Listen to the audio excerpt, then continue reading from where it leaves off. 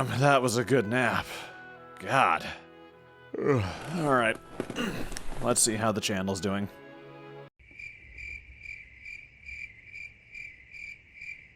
I'm the reason I can't have nice things.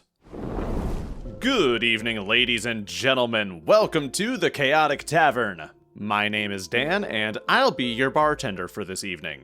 You know what's a great topic to talk about that never sends people into Vietnam flashbacks? DMPCs, the specialist little guys for the specialist of dungeon masters, who want to sit on both sides of their DM screen. A DMPC is a dungeon master player character. This is a character that joins the adventure as a party member and is played by the dungeon master. If that sounds wildly unfair, don't worry, it is. If you've played tabletop RPGs, you know two things and you know them well. 1. Social intelligence is the universal dump stat in this community.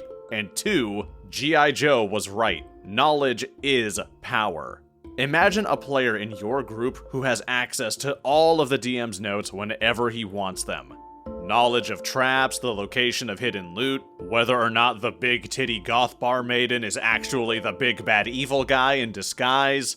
Now imagine that same player having the ability to say the world around him changes just because he says so. That's a DMPC, or at least that's more or less what they devolve into.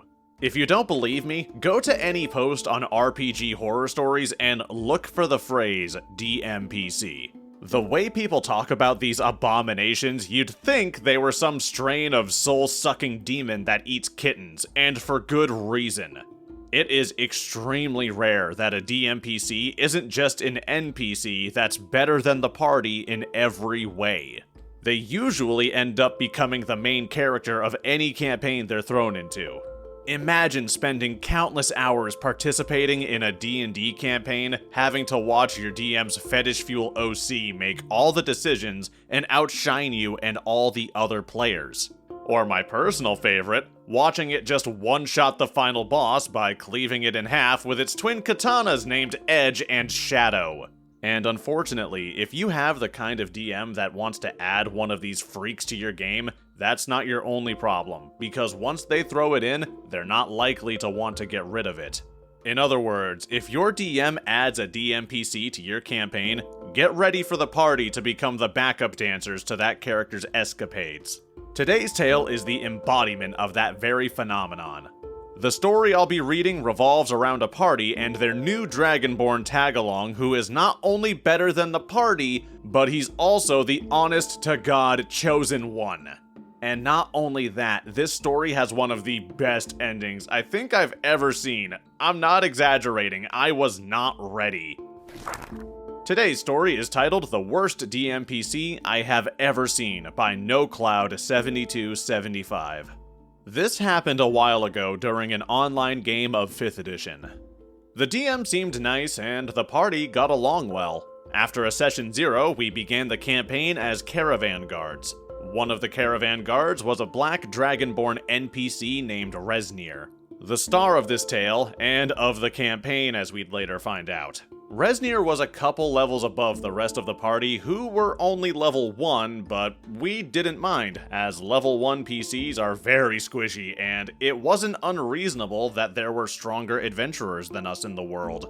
The caravan gets attacked by orcs, and the DM goes into great detail describing how Resnir solos the orc chieftain and about 15 other orcs and randomly swears that he will defeat his father after he beheads the orc chieftain.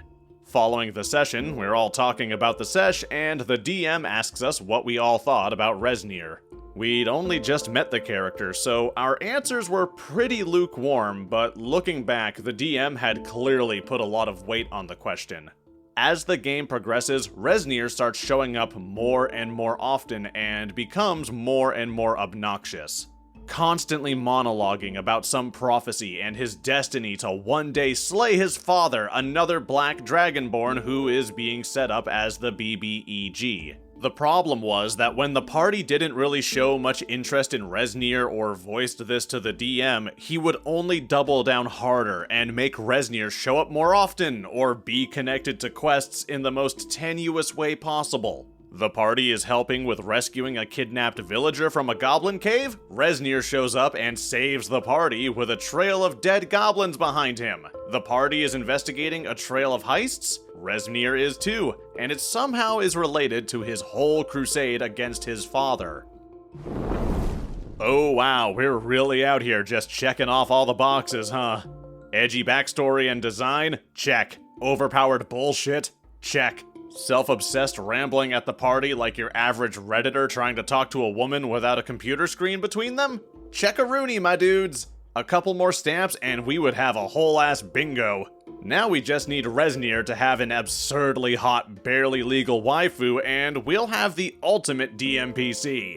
Jokes aside, Rezmir here is the embodiment of everything I hate about the DMPC trope.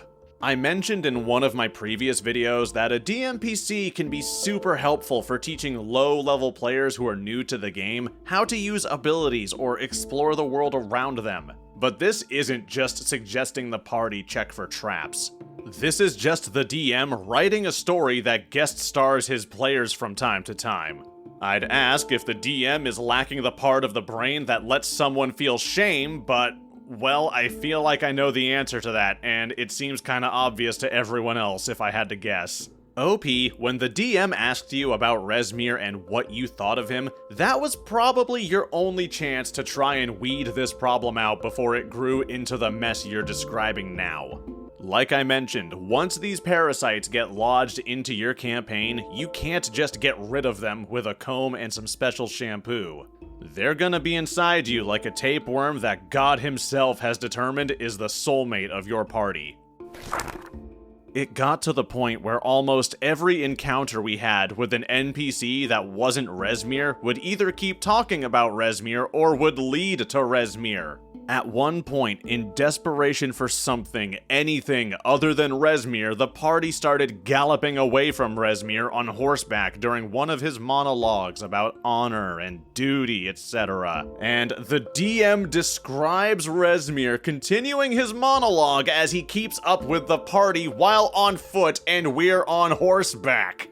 The party had just about had enough when we all confronted the DM about the fact that we weren't enjoying the fact that everything was revolving around this Dragonborn and if he could ease up a bit. To which the DM responded that this story is about Rezmir and I'm not changing that. Oh my god, he said it. He just came out and said it. Good lord, it happened. I need this dungeon master to meet up with the guy from my other video who kept running his campaign with just his DMPC after all the players left. I need their characters to collide, and I need to see what foul spawn is birthed from these two eldritch entities being allowed to exist near each other. The cringe levels would be so radioactive that we'd be able to watch people devolve into puddles of goo while their chromosomes turn to slush.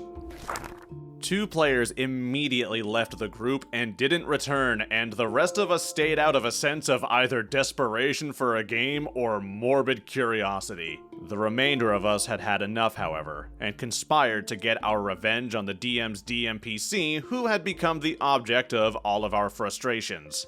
In the final battle against Rezmir's father, I guess the DM thought he was throwing us a bone when he had Rezmir be grievously wounded and beg for our aid. See, according to the DM, this was our defining climactic moment, defending his DMPC from a bunch of mooks until he could gather the strength to pull together and defeat his BBEG father. But we didn't do that.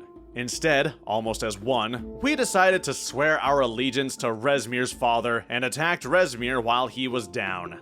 We were at a pretty high level at that point and dealt at least 200 damage to the Black Dragonborn in one round. When the DM seethed and tried to retcon our actions or hand-wave them away, we pushed back and used his own words against him over how injured Rezmir was. Finally, after a long moment of silence when the DM realized his precious DMPC is fucked, he utters the words I will never forget. As you sink your weapons into the body of Rezmir, you feel no resistance and Rezmir the Black fades. It's a hologram. I left the group and so did the others from what I hear. TLDR, DM makes OP DMPC, forces him into everything, and makes plot revolve around him. Then has him turn out to be a hologram when fed up party tried to kill him. I laughed for a solid 9 seconds when I finished reading this story for the first time. You could have given me 20 chances to guess this story's ending, and I'm almost positive I would never have chosen hologram. But to be fair, the character's name rather abruptly changed halfway through the story by one letter, and it stayed that way.